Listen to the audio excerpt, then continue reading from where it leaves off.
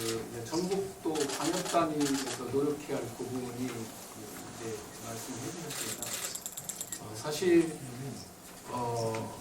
이제 기본소득은 일단은 첫 번째는 정부의 기본 추진 계획이 중요합니다. 국세라고 하는 재원이 들어가야 되기 때문에 이재명 정부의 기본소득을 어느 정도 얼만큼 도입할 거냐 이런 거고, 저희 전라북도는 농도이기 때문에 사실 농어촌 기본소득에 제일 적합한 광역 시도입니다. 그래서 정부의 국정과제에 담겨 있는 이제 농어촌 기본소득 부분을 우리가 선도도시로 가겠다는 말씀을 정부를 1차적으로 설득하는 게 방역도의 역할이다 이렇게 좀 보고 있고요. 두 번째는 이제 재원을 마련하는 문제입니다. 재원을 마련하는 문제는 사실 문재인 정부 때 3대7의 국세 지방세 비율에서 3.5대 6.5로 변경을 했습니다. 그래서 정부에서 이 3.5대 6.5 비율이 안정적으로 경제가 활성화해서 내려온다면 어느 정도 재원은 확보될 수 있다고 저는 생각을 하고 있습니다.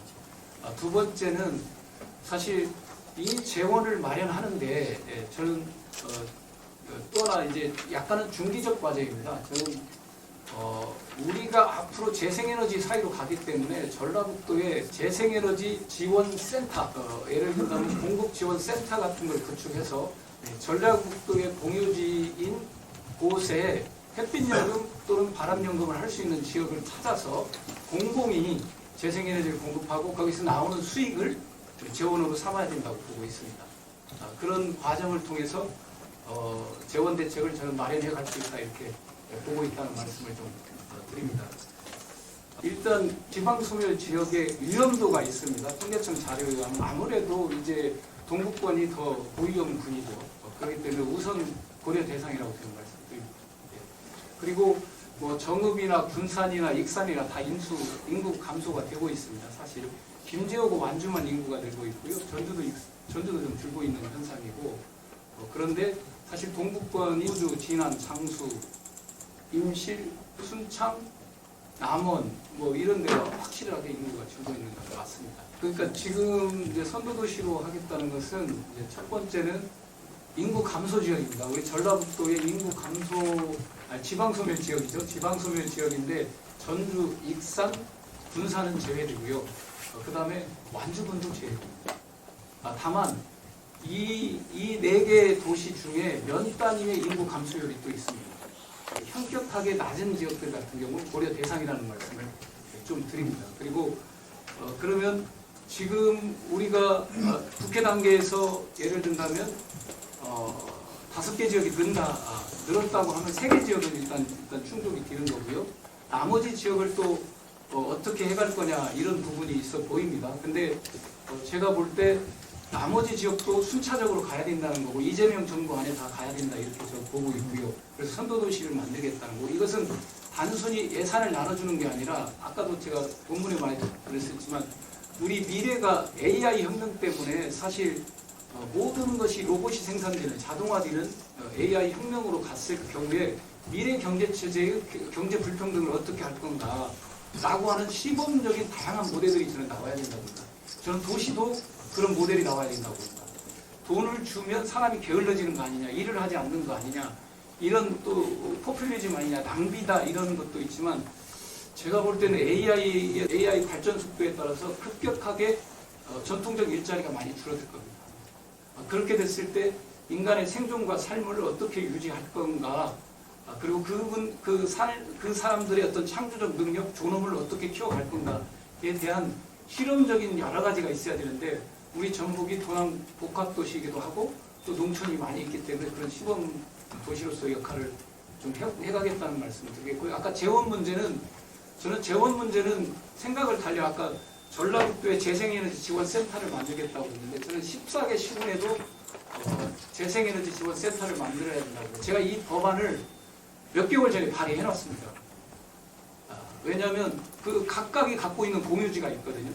또 국가 부지도 있고 공유지가 다 있습니다. 시유지, 분유지가 다 있기 때문에 거기에 햇빛연금, 바람연금을 할 수 있는 공공이 하게 되면, 사업자가 하게 되면 충돌도 많고 갈등도 많지만 공공이 하게 돼서 거기에 재원을 확보하면 그것은 예를 들자면 제가 말씀드렸던 농어촌 기본소득의 지속적인 재원으로 활용할 수가 있다. 그런 것을 확충해 가겠습니다. 아까 질문에 좀 추가로 하나만 더 여쭤보면 지금 전북형 농촌 기본소득이 정부 공공사업 추진하면서 중단을 했거든요. 얘기하신 것처럼 광역단이 추진하자는 주장에 또 상반되는 얘기인데, 그러니까 전북형 농촌 기본소득이 중단된 거는 좀 어떻게 평가하세요? 좀 제가 그 일일이 다 평가 말씀드리기는 좀 아쉽다는 말씀 드리겠고요. 아마 재원 문제 때문에 고민이 많았을 걸로 보이고 그 재원 대책이 상당히 이제 중요해 보인다 이렇게 저는 보입니다.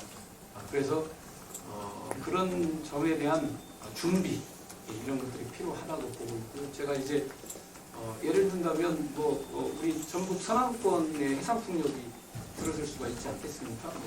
폭자는 7기가에서 11기가까지 들어설 수 있다고 그러는데 그게 다 바람이거든요. 이것을 어떻게 광역부가 설계하는가에 따라서 그 일부의 재원을 예를 든다면 우리 그런 농어촌 기본소득 실험과 선도도시의 재원으로 쓸 수 있다 이렇게 보고 있습니다. 1기가와트가 원전 하나가 1년 동안 생산하는 전기의 시설 용량이라고 볼 수가 있잖아요. 그러면 7기가와트는 원전 7배, 11기가면 원전 11개거든요. 그런 정도의 그 용량이기 때문에 거기서 재원을 마련해 갈 수 있다 이렇게 보고 있고, 영동형 태양광을 도입하면 저는 우리의 평야 지역을 면적 대비 생산량을 이렇게 산출해 보면 충분히 거기서 1% 또는 0.1% 이렇게 산출하면 저는 재원을 마련할 수 있다고 이렇게 보고 있습니다. 그런 준비를 잘 해가면 지속적으로 가능할 거다 이렇게 보고 있습니다. 제가 잘 몰라서 그러는데요. 이제 농업 직불금하고 그 다음에 아까 지방소멸 대응기금하고 이 기본소득하고 어떤 차별화가 있느냐 이렇게 말씀드리면 일단은 지방소멸 대응기금은 예를 든다면 농민이나 농어촌 각각 개인에게 지원되는 재정이 아닙니다. 거기는 인프라를 구축하거나 소프트웨어, 프로그램에 지원하는 예산입니다. 그러니까 예를 든다면 여기 우리 마을에 우리 지역에 공장을 유치해야 되는데 주택이 없다든가, 그리고 거기에 의료, 교육 서비스가 있어야 하기 때문에 그런 걸 구축하는 데 쓰는 이것이 이제 지방소멸 대응 기금이다 이렇게 봐주시면 좋을 것 같아요. 공익형 직불금이라는 것은 사실 직불금은 쌀 직불금이 주로 있었습니다. 근데 쌀이 과잉 생산되다 보니까 쌀의 면적을 줄여가야 되는 과정이 있었습니다. 그래서 이게 이제 논밭 이 자체가 논밭 그 다음에 거기에서 기르는 작물 자체가 어떤 이렇게 자연환경을 유지하고 우리 공동체의 구성 요소인 자연환경을 유지하는데 그 가치가 있다고 봐서 직불금을 지원하는 체계입니다. 그래서 농업을 지속적으로 영위할 수 있도록 하는 건데 농업소득이 1년에 한 1,000만 원, 1,100만 원입니다. 그러니까 2.7인 가족 기준으로 해서 농업소득이 1,100만 원. 윤석열 정부 때 950만 원까지 떨어진 적도 있습니다. 이걸로 먹고 살 수가 없거든요, 사실은. 농업으로 벌어서 1인당 평균이 그 정도이기 때문에 물론 대농과 소농의 차이는 있습니다. 대농이하고 좀 돈을 더 벌겠고 소농이 근데 이걸 평균 내면 그렇다는 걸 말씀드립니다. 그래서 이제 그런 거고 또 하나는 노는 절대 농지로 묶어놨잖아요. 개발을 못하게 해놨습니다. 못하게 해놨잖아요. 자기가 갖고 있는 농지는 개발을 아예 못하게 해놨고 도시는 또 그걸 전용해서 바꿔가고 해서 논 자체의 어떤 토지의 어떤 자산 가치가 올라가고 있고 그러니까 농민들 입장에서는 같은 어떤 토지이지만 이 뭐랄까 자산 가치의 불균형이 발생하고 그런 것을 이렇게 메꿔주는 개념이다 이렇게 좀 봐주셨으면 좋겠다는 말씀. 예, 그 다음에 이 기본소득과 관련해서는 기본소득과 관련해서는 촌이기 때문에 농민에게만 주는 게 아닙니다. 그 농어촌에 살고 있는 공동체 구성원들한테 주는 겁니다. 자영업자, 소상공인들 해당된다는 말씀 드리겠고요. 그 지역의 국민들한테 다 주는 겁니다. 이것은 소비 쿠폰처럼 일정 기간을 기본소득을 지원함으로 인해서 그 지역 공동체의 경제 실핏줄을 살리겠다는 취지입니다. 왜냐하면 뭐 아까도 그랬지만 지금 면 단위 보면 뭐 목욕탕도 뭐 사라진 지 오래고 뭐 이발소, 뭐 슈퍼마켓 이런 게 다 사라진 지 오래거든요. 이게 다 시내로 나가는 상황입니다. 자동차가 있는 분들은 그래도 낫지만 없는 분들은 상당히 복잡한 상황이거든요. 그래서 그런 실핏줄들을 살려야 젊은 친구들도 가서 거기서 뭐 농업을 하든 무엇을 하든 이렇게 할 수가 있거든요. 그런데 완전히 뭐 괴멸되어가고 있다는 말씀을 드립니다. 그래서 이 기본소득이 그런 역할을 할 거다 이렇게 말씀드립니다. 그래서 좀 내용과 대상이 다르다 이 말씀드립니다. 네. 좀 깊게 들어간 것 같은데 좀 처음으로 돌아가서 국회 예산 단계에서 지원된 건 다행인 일이긴 한데 처음에 5개 지역 선정할 때 지역 소멸 위기 척도라든지 정도라든지 감안 안 했다는 의견들이 지역에서 나오고 있어요. 향후 이제 예산 전액되면 또 그런 부분도 감안해야 될 것 같은데 좀 어떻게 생각하십니까? 그런 부분에서 좀 건의를 하실 건지 예. 그 부분에 대해서 제가 농식품부 장관하고 얘기를 좀 나눴는데 농식품부 장관은 뭐 여러 가지를 다 고려하고 감안해서 또 준비된 상태를 고려하고 감안해서 했다는 의견입니다. 근데 제가 그 서류 심사표를 지금 단계에서 받아볼 수가 없어서 그 검증은 못 해봤습니다. 장관이 지역 배분식으로 돌고 돼 있던데 예, 그러니까 이게 광역 시도별로 하나씩 뽑은 거 아니냐, 네. 그리고 정말 소멸의 심각성을 반영한 건 아니냐 이런 건데 장관은 또 그렇게 저한테 이제 얘기를 해서 이 사업이 끝나고 나면 제가 서류적인 검증을 좀 한번 해보겠습니다. 해보겠다는 말씀을 드리겠고, 이제 그 제가 그때 당시 이제 장관한테 우리 지역 이제 반영을 제가 농식품부 농해수위에 오래 있었고 장관하고 친분도 있고 그래서 추가적인 반영을 계속 요청을 했었는데 사실 이제 순창 하나로 끝났습니다. 저도 너무 아쉬워서 바로 이제 우리 농해수위 의원님들하고 상의하고 토론해서 이건 5개 지역을 추가로 늘리자 이렇게 얘기했고 전체 동의를 했고 윤준병 간사님께서 또 앞장서서 같이 일단 이렇게 봐주셨으면 좋겠습니다. 뭐 이게 이제 선거법 위반은 아니지만 이게 뭐 현수막이 광고물법 위반입니다. 그런 점에서 제가 송구하다는 말씀을 드립니다. 다만 사실 기존에 뭐랄까 관행이나 정서가 뭐 설 명절을 앞두거나 추석 명절을 앞두거나 선거법에도 그걸 보장을 하고 있거든요. 뭐 기념일을 통해서 그걸 축하하고 알리는 것은 선거법에서도 그 선거운동 일환으로 보장을 하고 있습니다. 광고물법에 좀 걸리는 거여서 제가 이제 축하도 하고 또 알리기도 하고 뭐 이렇게 하는 차원이었다는 말씀을 드리겠고요. 관행과 정서상 이렇게 뭐 애교로 좀 넘어갈 수 있을 걸로 봤었는데 또 뭐 제가 이제 전라북도 곳곳을 돌아다니는데 곳곳에 다 붙어 있더라고요. 제 거 말고도 다 붙어 있더라고요. 그래서 저는 그냥 그렇게 생각을 했었습니다. 근데 뭐 이제 국회의원으로서 좀 더 분명한 어떤 도덕성이나 또는 뭐 준법 의지가 필요하다 이런 측면에서는 저 인정합니다. 송구하다는 말씀 드리겠고 이제 그건 뭐 저 차원에서는 앞으로는 없을 겁니다. 그러나 그것이 균형감 있게 다뤄져야 된다는 것은 분명히 보입니다. 그러니까 저한테만 문제적 얘기가 돼서는 안 된다고 봅니다. 이것을 잡으려면 균형감 있게 잡아야 된다고 저는 보고 있습니다. 네. 농어촌 기본소득 시행하면 최대 몇 개 지역 구상하고 계신지 궁금하고, 그 다음에 그 최대 지역을 기준으로 국비도비 시군비는 얼마 정도, 연간 얼마 정도 필요한지. 예, 지금 이제 저희가 14개 시군 중에 4개를 빼니까 10개 시군이거든요. 예, 아무래도 한 4, 5천억? 5천억 정도 산출이 될 겁니다.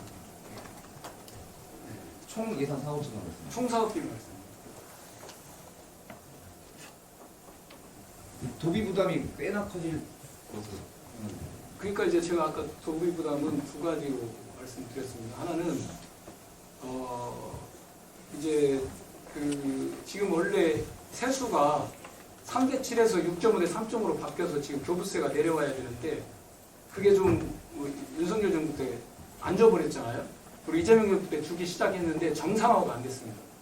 사실 그 정상화가 됐을 때 문재인 정부 때는 돈이 지방 정부별로 남아가지고 행정 안정화 기금이라고 해가지고 저축을 해놨잖아요. 김제만 하더라도 한 1,000억 정도 저축을 해놨거든요. 아마 모든 시군이 행정 안정화 기금을 이렇게 했던 걸로 제가 기억을 합니다. 그래서 경제가 활성화되고 또 하나는 세수가 안정적으로 이재명 정부는 원래 정상적으로 하겠다고 그러기 때문에 거기에서 세수가 하나 올 거라는 말씀을 드리고요. 두 번째는 제가 이제 두 번째 기자회견 때 말씀드리려고 하는 건데 저는 우리 전라북도가 앞으로 15년 정도 후에 전라북도의 또 다른 운명이 한번 결정날 거라고 봅니다. 왜냐하면 삼성이나 LG나 SK가 2040년 알리백을 선언했기 때문에 그 사람들은 광범위한 재생에너지가 필요합니다. 삼성반도체가 3, 4기가를 쓰거든요. 1년에.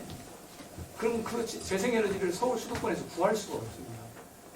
제가 이제 짧게 설명드리면 그 기업들은 결국 재생에너지가 있는 곳에 이동할 거냐 아니면 재생에너지 전기를 끌고 갈 거냐 아마 큰 판의 싸움이 한번 벌어질 거라고 봅니다. 우리는 그걸 막아야 된다고 보거든요. 수출 주도형 기업들이 재생에너지 있는 쪽으로 이동을 시키는 싸움을 해야 됩니다. 다행히 이재명 대통령은 그걸 권장하는 방향이기 때문에 우리가 싸움에서 이길 수 있지 않을까 이렇게 저는 긍정적으로 예측을 합니다. 그러려면 재생에너지를 광범위하게 생산해야 되거든요. 제가 볼 때는 우리 전라북도가 못해도 10기가, 평균 한 20기가 정도의 재생에너지를 생산해야 된다고. 그렇게 하려면 공유면적을 전라북도 공유면적, 시군 공유면적의 재생에너지를 생산하기 위한 재생에너지 지원센터 같은 것을 출연기관을 만들도록 하고 그 재생에너지 센터가 재생에너지를 공급을 해야 된다고 저는 봅니다. 네? 태양광이든 뭐든 그래야 마찰이 좀 적지 않겠습니까? 거기에서 나오는 재원의 일부를 저는 기본소득으로 쓸 수 있다. 제가 아까 말씀드렸는데 거기서 나오는 재원이 만만치 않을 겁니다. 왜냐하면 서남권 해상풍력에 10기가와트 정도, 7기가나 10기가와트 정도 깐다고 생각했을 때 거기에 1%면 어마어마한 금액이라고 저는 보고 있습니다. 예. 농어촌 기본소득 이 정책의 취지가 뭐 지방 소멸이라든지 인구 감소 이 문제를 뭐 어떻게 어느 정도 늦추자는 그런 취지인데 제가 알기로 한 15만 원 받는 걸로 알고 있습니다. 그런데 이게 어느 정도 그 인구 감소에 실효성이 있을지 어떻게 진단하시는지 좀 여쭤보고 싶습니다. 지금 이제 경기도에서 실험한 데이터에 보면 효과가 있는 걸로 나오거든요. 인구가 줄지 않고 늘어나는 걸로 나오고 있습니다. 그리고 우리 이제 김제시에서 민생지원금을 뭐 이렇게 한 200만 원 이렇게 나눠서 줬는데 어쨌든 김제시도 물론 지평선 상단이라든가 여러 가지 다양한 노력은 있지만 인구 감소가 되지 않고 조금씩 늘고 있는 걸로 나오고 있기 때문에 저는 효과가 있다고 보고 있습니다. 그래서 인구 감소는 최소한 막을 수 있고 인구를 얼마큼 늘릴 수 있느냐 이게 이제 하나의 이제 우리가 이 실험 모델을 통해서 검증해야 할 대상이라고 생각합니다. 네.